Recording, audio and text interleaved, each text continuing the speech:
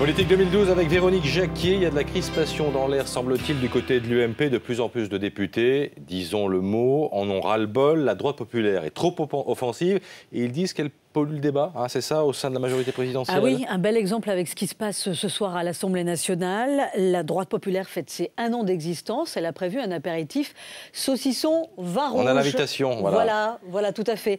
Pour ces 1 an, pour le 14 juillet aussi, évidemment. Alors, l'initiative peut rappeler les apéros saucissons pinards, vous savez, orchestrés par des groupes radicaux, évidemment, pour dénoncer l'islamisation de la société française. Alors, le député des Alpes-Maritimes, qui est Lionel Lucas, qui est membre de la droite populaire, assume. Il dit le saucisson, c'est un produit du terroir. On ne voit pas où il y a le mal.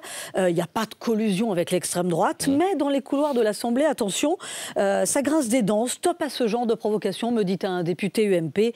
Ça brouille complètement l'image du parti. Véronique, pourquoi ce collectif parlementaire fait-il autant parler de lui? Ils ont la langue bien pendue.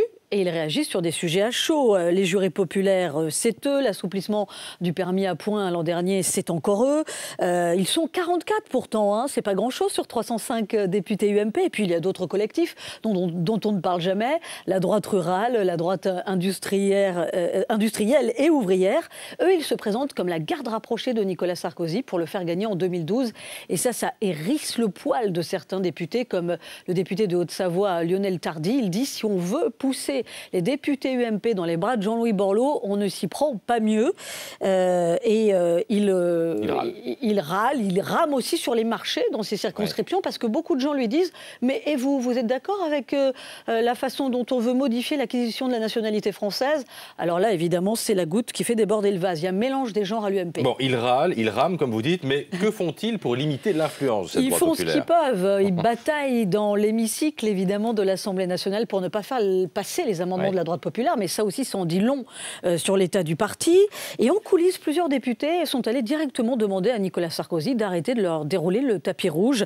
Il rappelle que les membres de la droite populaire sont élus dans les circonscriptions. Le Front National fait plus de 25%. Bon, et qu'est-ce qu'il fait, le président de la République, quand il n'est pas en Afghanistan? Alors, il les a reçus à plusieurs reprises. La dernière fois, c'était le 24 mai. Depuis, plus d'invitations à l'Élysée, il faut le reconnaître. Ils ont l'oreille de Claude Guéant. En fait, le seul qui est vraiment monté au front pour leur dire « ça suffit », rappel à l'ordre, vous allez trop loin, c'est François Fillon, le Premier ministre. Pourquoi? Parce qu'ils avaient publiquement demandé la démission de Roselyne Bachelot, qui prenait fait et cause pour le mariage homosexuel. Ce qu'il faut noter, c'est le silence radio du côté du patron de l'UMP, Jean-François Copé.